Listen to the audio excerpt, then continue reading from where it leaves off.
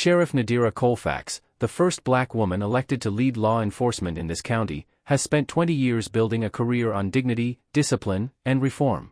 Tonight, walking home from a community meeting in her red suit, she is about to be reminded that none of that matters when the wrong officers see only her skin. As two patrol cars box her in on an empty industrial street, she raises her hands the way she's trained 1,000 officers to respond to. But the men stepping out of those cruisers aren't interested in procedure. They're interested in power. What happens in the next 15 minutes will be captured on body cameras, cell phones, and security footage. What happens in the next 15 weeks will end careers, expose a department, and change a city. Why would officers stop a woman walking alone at night? What do they do when she asks a simple question? And what happens when they discover exactly who she is? Stay tuned to find out. And before we get into this incredible story, let us know in the comments where you are watching from today.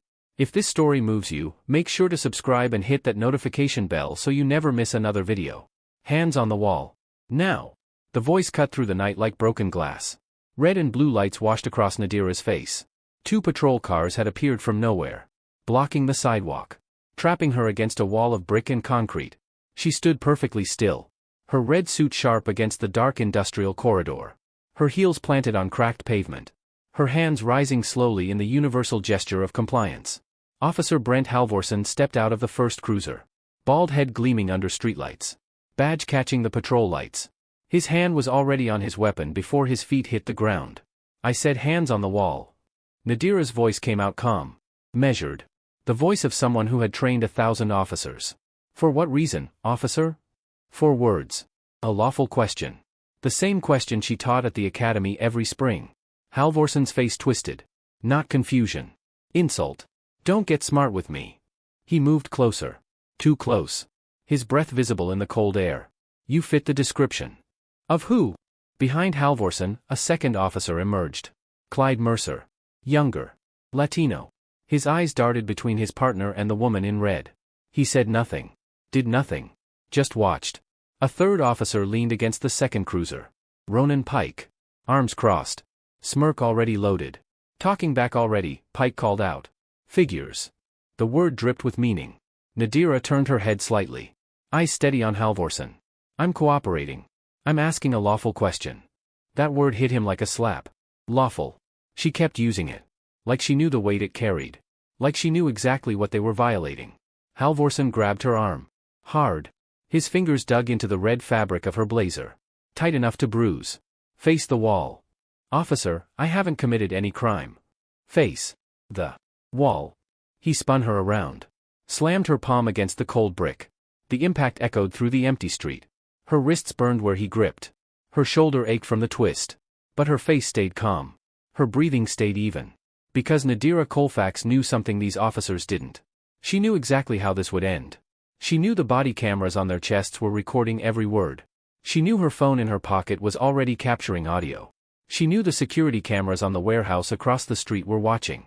And she knew that in exactly 12 minutes, these 3 men would discover they had just handcuffed the most powerful law enforcement official in the county. Metal appeared in Halvorson's hands. Silver. Cold. Handcuffs. "Hands behind your back." "Am I under arrest?" "You're being detained." "For what?" "For not following lawful commands." The irony was crushing. She had followed every command. Every single one. Click. The left cuff closed around her wrist. Too tight. Pain shot up her arm. Click.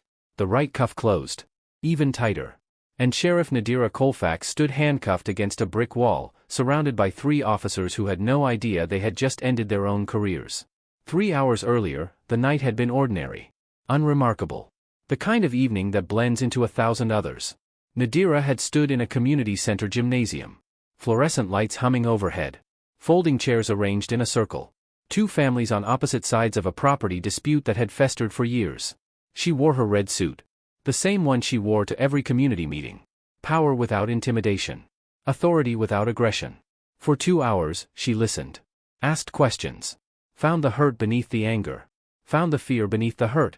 By 9 o'clock, hands were shaking across the circle. A resolution that lawyers couldn't achieve in 18 months, settled in one evening. This was her gift. Her calling. The reason she ran for sheriff in the first place. The walk home was routine. Same route she always took. Through the industrial corridor. Past the warehouses. Under the flickering streetlights. 15 minutes of quiet before the world needed her again. The patrol cars appeared without sirens. Just lights. Red and blue. Washing over her like a warning. She stopped walking. Not because she was afraid. Because she knew the choreography. Hands visible. Movement slow. Voice calm. She had written the training manual herself. Halvorson's cruiser blocked the path ahead. The second car pulled up behind, boxing her in. There was no crime in progress. No dispatch call. No emergency. Just a black woman walking alone. In a neighborhood someone decided she didn't belong in. Ma'am. Hands where I can see them. Halvorson's voice carried the authority of a badge. The certainty of someone who had never been questioned. Nadira raised her hands. Good evening, officer. Is something wrong? She kept her voice neutral. The same tone she used in depositions. The same calm she taught recruits to de-escalate with. It should have worked. Halvorson stepped closer. You fit the description. What description? Black female. This area. Suspicious activity. Nadira looked around. Empty sidewalks. Closed warehouses. No crime scene tape. No victims. No reason. What suspicious activity? His jaw tightened. That's not your concern. But it was her concern. Literally. She was responsible for every officer in this county. Including these three. Including their training. Including their conduct. Officer, I'm happy to cooperate. I just need to understand what's happening. You don't need to understand anything. Mercer flanked her now. Moving to her left side. Positioning. Pike stayed by the second cruiser. Watching with that smirk. 3 officers. 1 woman. Empty street. Midnight. The math was intentional. Ma'am, face the wall and place your hands on the brick. Am I being detained? You're about to be if you don't comply. I am complying. I'm asking questions. That's my right. Halvorson's hand moved to her arm. The grip was sudden. Violent. His fingers closed around her bicep with enough force to lift her slightly off balance. I said face the wall. She turned. Slowly. Keeping her movements controlled. Keeping her breathing steady. The brick was cold against her palms. Rough. The kind of surface that scraped skin. Her red suit pressed against industrial concrete. Her dignity pressed against institutional arrogance. And somewhere across the street, a delivery driver had stopped his van. Phone already raised. Recording. Halvorson didn't notice. He was too focused on his power. On teaching this woman a lesson. On making sure she understood her place. He had no idea he was recording his own destruction. And the woman he had just grabbed had spent 20 years waiting for exactly this moment. The brick wall was cold against her palms. The night air carried diesel and damp concrete. And Officer Brent Halvorson was about to cross a line that would end his 20-year career. Spread your legs. Standard search position. The words were procedure. But the tone was personal. Nadira widened her stance slightly. Her red blazer bunched under his grip. Her shoulder ached from being twisted. What am I being detained for? Suspicious activity. What specific activity? Ma'am, you need to stop talking. I'm asking what crime I'm suspected of. Halvorson leaned close. His breath hot against her ear. Close enough that she could smell the coffee he'd had an hour ago. You're suspected of not knowing your place. The words hung in the air. Not knowing your place. She had heard those words before. From people who didn't wear badges. From people who did. The same words her mother heard. Her grandmother. Every black woman in her family tree stretching back generations. Pike called out from the cruiser. Hey Brent, she got that attitude like she thinks she's somebody. Halvorson laughed. They all do. They. All. Words that erased her name, her title, her humanity. Reduced her to a category. A type. A problem to be handled. For your safety, ma'am, I'm going to pat you down. Safety. The word used to justify anything. His hands moved over her blazer. Rougher than necessary. Slower than appropriate. Finding nothing because there was nothing to find. What's in your pockets? Phone. Keys. Wallet. Let me see your ID. It's in my wallet. In my pocket. He reached into her jacket. Pulled out the wallet. Opened it. Inside was her driver's license.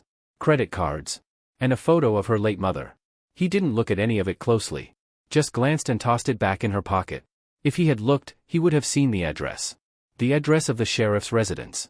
The address everyone in law enforcement knew. But he didn't look. Because he had already decided what she was. And nothing in that wallet would change his mind. Across the street, the delivery driver kept filming. Another figure had appeared in a doorway. More phones rising. More cameras capturing. Halvorson noticed. Hey! Move along. The delivery driver didn't move. I said move. Still nothing. The witnesses weren't leaving. They knew what they were seeing. They knew it mattered. Nadira's voice stayed calm. Officer, there are witnesses present. I don't care who's watching. You should. The words were quiet. Almost gentle. A warning he didn't understand. Mercer shifted behind them. Something in Nadira's tone bothered him. The certainty. The absence of fear. But he said nothing. Did nothing. The silence of complicity. Metal appeared in Halvorson's hands again. The handcuffs. Hands behind your back. Am I under arrest? You're being detained for officer safety. What threat do I pose? Your attitude is the threat. She brought her hands behind her back. Slowly. Compliantly. Click. The left cuff snapped tight. Too tight. Metal biting into skin. The cuffs are too tight. Then stop resisting. I'm not resisting. I'm standing still. Click. The right cuff. Even tighter. She felt her circulation slow. Felt the numbness begin in her fingers. Pike walked over slowly. Stood behind her. Leaned close enough that his breath brushed her ear. His voice was a whisper. Meant only for her. You should have kept your mouth shut. Now you're going for a ride. The words were a threat. A promise. The kind of thing men like Pike had said to women like Nadira for centuries. But Pike didn't know what Nadira knew. His body camera had captured every syllable. Her phone had recorded every word. The warehouse security camera had documented every movement. And the ride he was promising would be his own. Straight to federal court. Straight to a guilty verdict. Straight to the end of everything he thought protected him. They thought they had won. 3 officers. 1 woman in cuffs. An empty street. No backup coming for her. No witnesses they couldn't intimidate. The math seemed simple. Halvorson smiled at Pike. The smile of men who had done this before. Men who had gotten away with it before. Nadira stood cuffed beside the patrol car. Her red suit wrinkled now. Her wrists throbbing. Her fingers going numb from the too tight metal. They talked over her. Like she wasn't there. Like she couldn't hear. Another one with an attitude. They never learn. Too much education, not enough sense. Each comment designed to diminish. Each word meant to remind her of what they thought she was. Pike circled her slowly. A predator examining prey. Nice suit. You a lawyer or something? She didn't answer. Maybe a professor. Teaching our kids all that nonsense. Silence. No, wait. I got it. You work at the DMV. He laughed at his own joke. Halvorson joined in. Mercer stood apart. Watching. Not participating in the mockery. But not stopping it either. Which was its own kind of participation. Halvorson pulled out a notepad. Started writing. The performance of procedure. The theater of legitimacy. What's your name? Nadira. Last name? Colefax. He wrote it down without reaction. The name meant nothing to him. Why would it? He had never paid attention to leadership. Never attended the trainings. Never cared who signed his paycheck. Address? She gave her address. Occupation? Pause. Law enforcement. Halvorson looked up. Smirked. Sure you are. He wrote something on the pad. Probably uncooperative. Probably hostile. The lies were already beginning.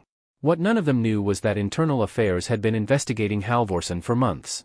3 prior complaints. Excessive force. Racial profiling. False reports. All buried. All dismissed. Nadira had ordered the investigation herself. Before tonight. Before she became the evidence. The case against him was already building. She just hadn't expected to be the final piece. Mercer moved closer to the others. His voice low. Hey, maybe we should just let her go. No harm done. Halvorson turned on him. No harm done? She talked back. She questioned us. You want that getting around? I'm just saying. You're saying nothing.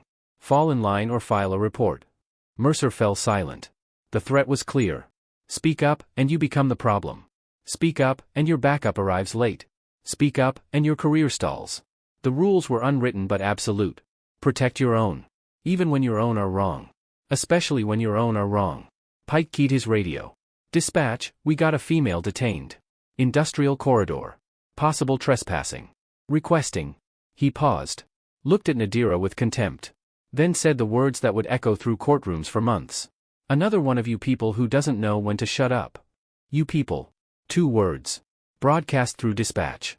Recorded on department servers. Heard by whoever was monitoring. Preserved forever. Pike smiled.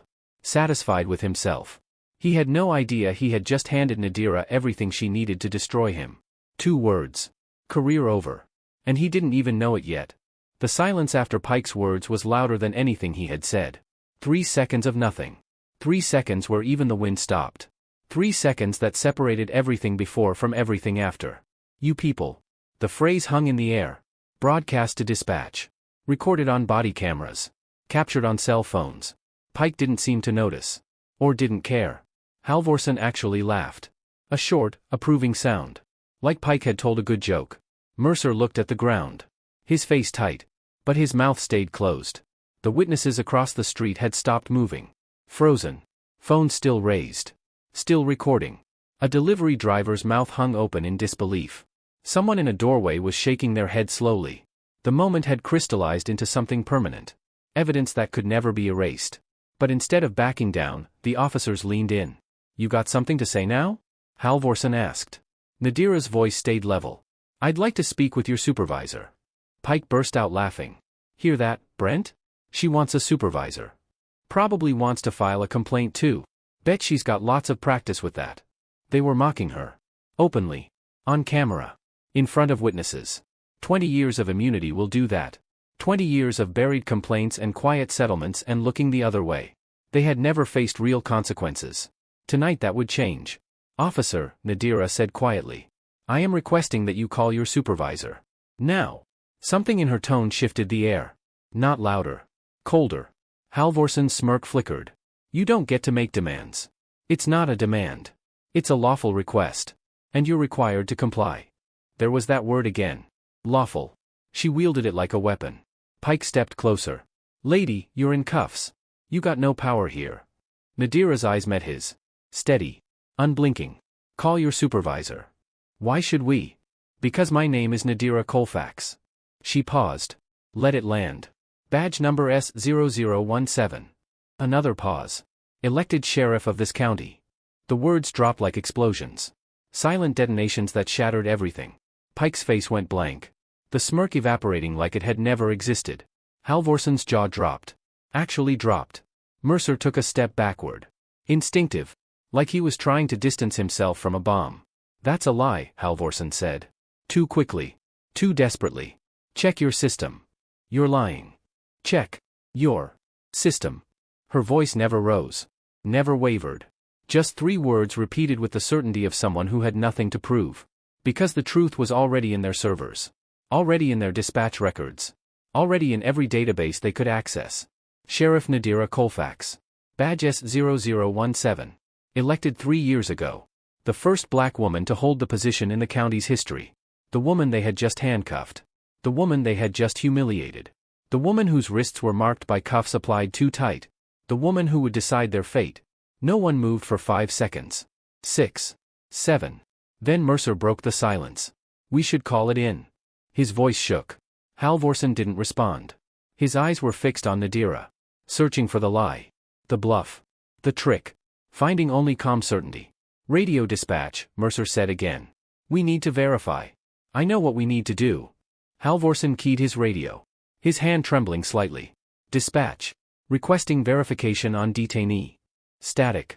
Name is Colefax, Nadira. Claims to be. He couldn't finish the sentence. Pike finished it for him. County Sheriff. The radio crackled. Dispatch went silent. And in that silence, the 3 officers began to realize that the woman they had just handcuffed, degraded, and threatened might actually be telling the truth. The ride they promised her was about to become their own. To federal court. To guilty verdicts. To the end of everything they thought protected them.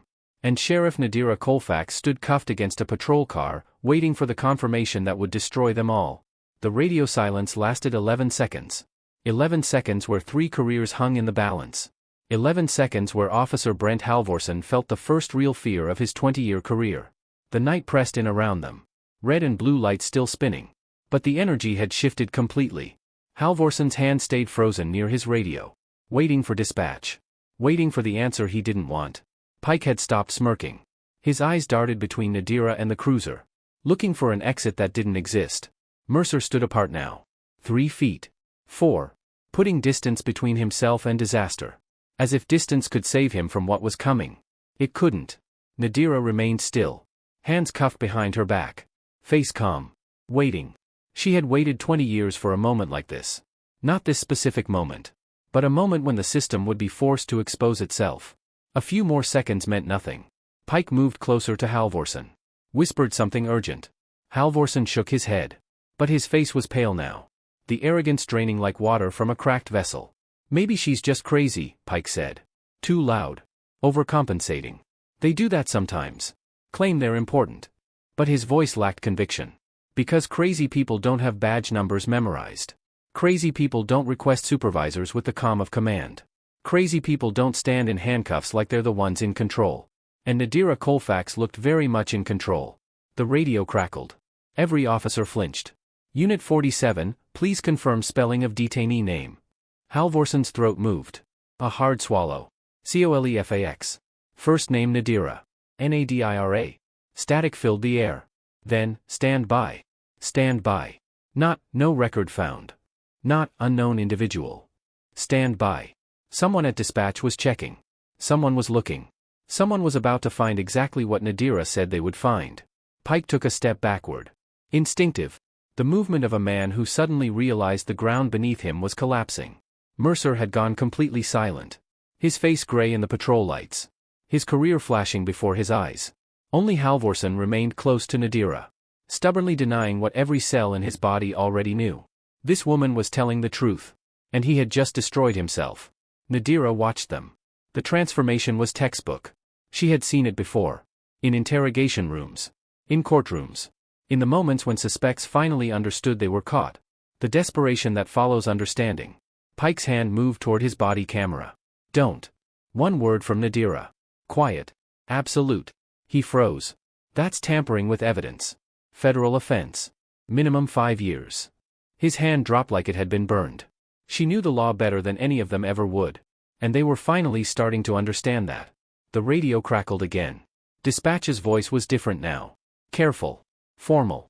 The voice of someone who understood they were speaking into a recording that would be played in courtrooms. Unit 47. Please confirm. You have Sheriff Nadira Colefax detained? Halvorsen didn't answer immediately. Couldn't answer. Because the word sheriff changed everything. The word sheriff meant he had just handcuffed his boss's boss. The word sheriff meant federal civil rights violations. The word sheriff meant his pension was gone. Affirmative, he finally managed. His voice cracked on the word. And the next transmission from dispatch sealed his fate forever. The confirmation came slowly. Deliberately. Like someone reading a death sentence. Unit 47, you are ordered to release Sheriff Colefax immediately. Supervisor and Internal Affairs en route. Do not transport. Do not leave scene. Preserve all evidence. The radio clicked off. And Officer Brent Halvorsen stood frozen in the red and blue lights, finally understanding he had just handcuffed the most powerful law enforcement official in the county. No one moved for 3 full seconds. Then Halvorsen's hands started shaking. Badly. He fumbled for his keys. The ones that would unlock the cuffs he should never have used. Dropped them on the pavement. Picked them up with trembling fingers. Turn around, he said to Nadira. His voice had lost its edge. Lost its power. Lost everything that had made it dangerous an hour ago. Nadira turned. Slowly. Deliberately. Letting him see the calm in her eyes. The absence of fear. The presence of something far more threatening. Patience. Click. Left cuff opened. Her wrist throbbed. Red marks already forming. Evidence written in bruised flesh. Click. Right cuff opened. Same marks. Same evidence. Same documentation of excessive force that would follow Halvorsen for the rest of his life. She brought her hands in front of her body. Rubbed her wrist slowly. Making sure he watched. Making sure the body cameras captured every red line. Neither Halvorsen nor Pike spoke. The silence of men who finally understood they were finished. Headlights appeared at the end of the street. One patrol car. Then another. Then an unmarked sedan. Reinforcements. But not for Halvorsen. Doors opened. Captain Marcus Webb stepped out first. He had known Nadira for 15 years. Had watched her rise through the ranks. Had supported her election. His face was carved from stone. Sheriff Colefax. Captain Webb. He looked at Halvorsen. Then at the marks on her wrists. Then at the body cameras still recording. Officers. His voice could have frozen fire. You will surrender your weapons and badges. Now. Pike's face went white. What? You can't just. I said now. Webb's tone left no room for argument. This wasn't protocol. This was protection. Before they could tamper with evidence. Before they could coordinate stories. Before they could make things worse, Halvorson's hand moved to his badge. Slowly, like removing a piece of his own body. The gold shield came off his chest. His weapon followed. Unholstered. Handed over. Gone. Pike did the same. His movements jerky. Angry. But compliant. Mercer surrendered his badge without being asked twice. He had already accepted what the others were still denying. More vehicles arrived. Internal affairs. Evidence technicians. Officers who would process the scene with the care usually reserved for homicides. Phones were collected. Body cameras secured. Statements requested. The witnesses across the street were interviewed. Their footage copied. Their contact information recorded. Everything documented. Everything preserved. Everything building toward consequence. Nadira straightened her red blazer. Smoothed the fabric Halvorson had wrinkled. Reclaimed herself piece by piece. Halvorson tried to speak. Sheriff, we didn't know. If we had known. Don't. One word stopped him cold. Don't apologize. Don't explain. Don't justify. Her eyes moved from Halvorson to Pike to Mercer. You didn't stop because you realized you were wrong. You stopped because you got caught. She let that land. And that is exactly the problem. She wasn't yelling. Wasn't threatening. Just stating facts with the certainty of someone who had all the evidence she needed. And all the power to use it. Before she left the scene, Nadira turned one final time to the three officers. Now stripped of badges and weapons. Standing like defendants waiting for sentencing. I didn't need this title to deserve respect. Her voice carried across the empty street. Neither does anyone else. Then she walked to Captain Webb's sedan. Climbed inside. And let the door close on the night that would change everything. By morning, their names would be on every news channel. By afternoon, protesters would gather outside the station. By week's end, the Department of Justice would open a federal investigation. And Sheriff Nadira Colefax would be standing at the center of it all. Not as a victim. As the one holding everyone accountable. The video dropped at 6 a.m. By noon, it had 40 million views. By evening, 3 officers were in custody, and a 20-year pattern of abuse was finally seeing daylight. The body camera footage was worse than anyone expected. Every word captured in crystal clarity. You fit the description. No description ever existed. You people. Broadcast through dispatch for the world to hear. Should have kept your mouth shut. Whispered but recorded. The cuffs. The wall. The marks on her wrists. Her red suit pressed against industrial brick while 3 officers degraded her. It played on morning shows. Cable news. Social media feeds across the globe. Shared. Commented. Analyzed. Outraged. People saw what Nadira had experienced. What so many others had experienced before her. The only difference was this time there was proof. This time there was power. This time there would be consequences. The comments flooded in by the thousands. This happens every day. They finally picked the wrong one. Imagine what they do when no one's watching. But Nadira knew the truth others were just learning. They shouldn't have picked anyone. Within 24 hours, other victims came forward. Women who recognized Halvorson's bald head. Men who remembered Pike's smirk. Families who had filed complaints that went nowhere. Complaints buried in filing cabinets. Complaints dismissed without investigation. Complaints threatened into silence. The internal affairs files Nadira had requested months earlier suddenly made sense. Halvorson, 7 complaints in 12 years. Excessive force. Racial profiling. False reports. All dismissed. Pike, 4 complaints in 8 years. Same patterns. Same dismissals. Mercer, cleaner record on paper. But present at 3 incidents involving the others. Watching. Never stopping. Never reporting. The culture of silence finally had a spotlight. And it was burning. The Department of Justice called on day 2. Civil Rights Division. Pattern and practice investigation. Not just these 3 officers. The entire department. How were complaints handled? Who signed off on dismissals? What training was ignored? Which supervisors looked the other way? Nadira provided everything. The files she had gathered. The reforms she had proposed. The resistance she had faced for years. She had tried to fix this from inside. Meeting walls at every turn. Being told to be patient. Being told change takes time. Being told not to rock the boat. The boat was rocking now. Careers started unraveling on day 4. Halvorson was placed on unpaid suspension. Then terminated when the union couldn't protect what video proved. Pike faced federal charges. Civil rights violations. False imprisonment. His attorney negotiated for weeks. Guilty plea in exchange for testimony about others. What Pike revealed was worse than expected.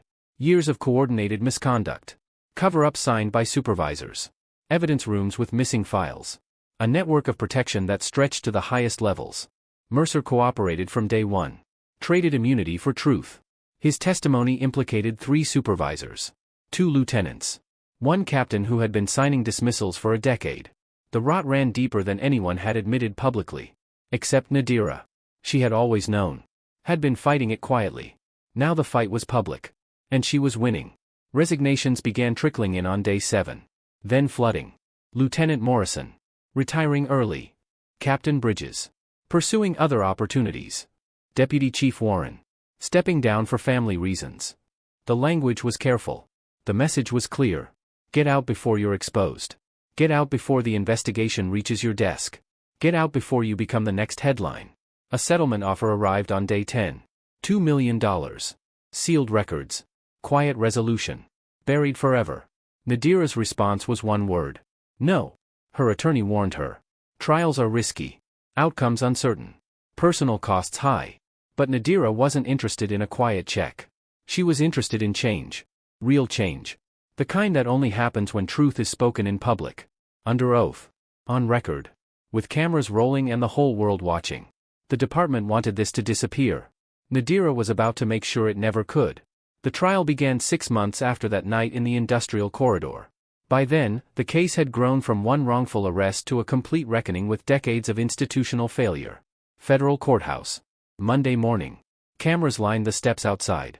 Reporters from every major network jostled for position. Inside, every seat in the gallery was filled. Halvorsen sat at the defendant's table. No uniform now. Just a man in a gray suit facing judgment. His attorney shuffled papers with the nervous energy of someone preparing for defeat.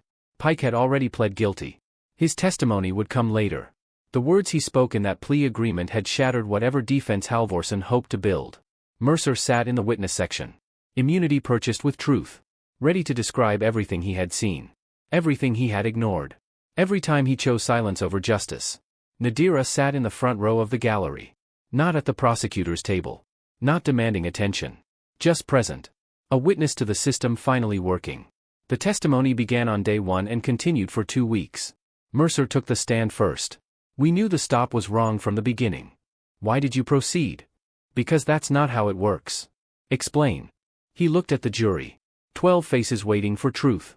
If you question another officer, you become the problem. Your backup arrives late. Your evaluations suffer. Your career stalls. So you said nothing? I said nothing. Even when Officer Halvorsen applied excessive force? Nothing.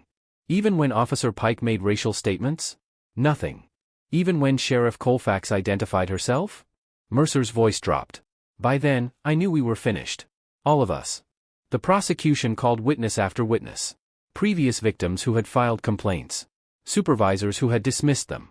Bureaucrats who had buried evidence. A pattern emerged. Clear. Undeniable. Institutional. This wasn't 3 bad officers. This was a system designed to protect abuse. On day 10, the prosecution played the body camera footage again. The full 17 minutes. In a silent courtroom. With the jury watching every second. You people. The words echoed off wood paneling. Should have kept your mouth shut. Jurors shifted in their seats. I am Sheriff Nadira Colefax. The silence after her identification was deafening even in playback. Halvorsen's face was visible in the footage. The moment he understood. The moment his arrogance collapsed into terror. The jury saw it all. The defense tried everything. Following training. Officer discretion. Reasonable suspicion. Fear for safety. None of it held against 17 minutes of documented abuse. Closing arguments lasted 4 hours. The jury deliberated for 6. The verdict came on a Thursday afternoon. Guilty. Civil rights violations. False imprisonment. Filing false reports. Halvorsen stood motionless as each count was read. His attorney gripped his arm. The gallery erupted behind them. 3 years federal prison. No parole eligibility for 2. Pike received 2 years. His cooperation reduced but didn't eliminate consequence. Mercer walked free. Immunity honored. But his career was over. No department would touch him. 5 other officers faced charges stemming from the investigation. 2 supervisors resigned before they could be indicted. The department was placed under federal monitoring for the next 10 years. The cost of decades of looking the other way. Finally being paid. Not by victims. By those who had caused harm. Nadira watched the verdict without expression. This wasn't victory. This was correction. Long overdue. Incomplete. But real. The press conference was scheduled for Friday. Every network requested time. The story had grown beyond one night on an industrial street. It had become a symbol of what happens when power meets accountability. Of what's possible when one person refuses to be silent. She wore red again. The same shade as that night. Standing before microphones and cameras, Sheriff Nadira Colefax was about to deliver words that would echo far beyond this room. City Hall steps. Bright afternoon sun. 100 reporters waited below. Thousands more watching on screens across the country. Nadira stood at the podium in her full uniform. Badge polished. Posture perfect. The same woman who had been pressed against a brick wall now standing before the nation. 6 months ago, she began, I was stopped on a public street. Her voice carried clear and strong. I was questioned without cause. Detained without crime. Handcuffed without justification. Threatened for asking questions. She paused.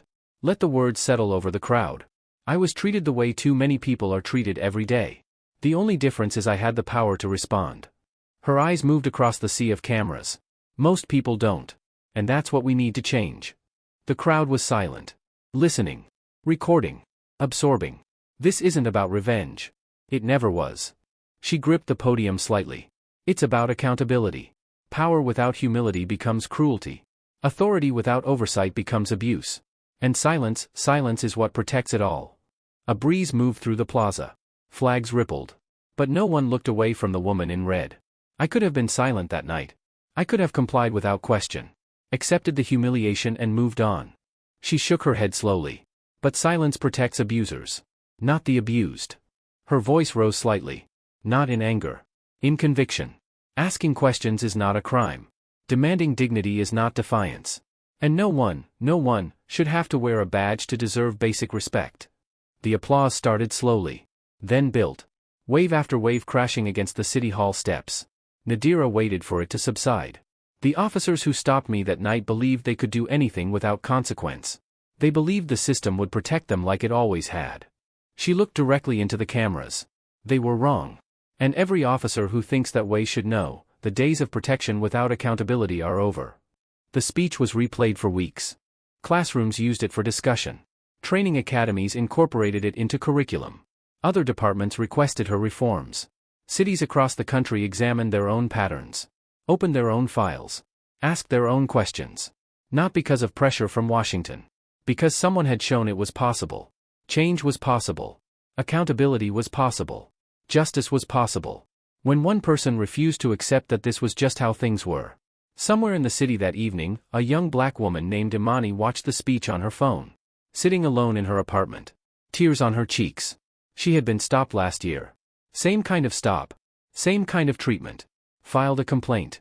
Never heard back. The officers were still on the street. Still wearing badges.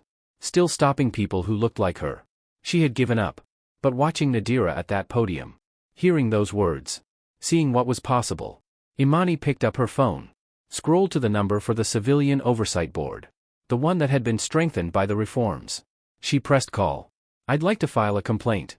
I'd like to try again. A voice answered. Ready to listen. Change doesn't happen all at once.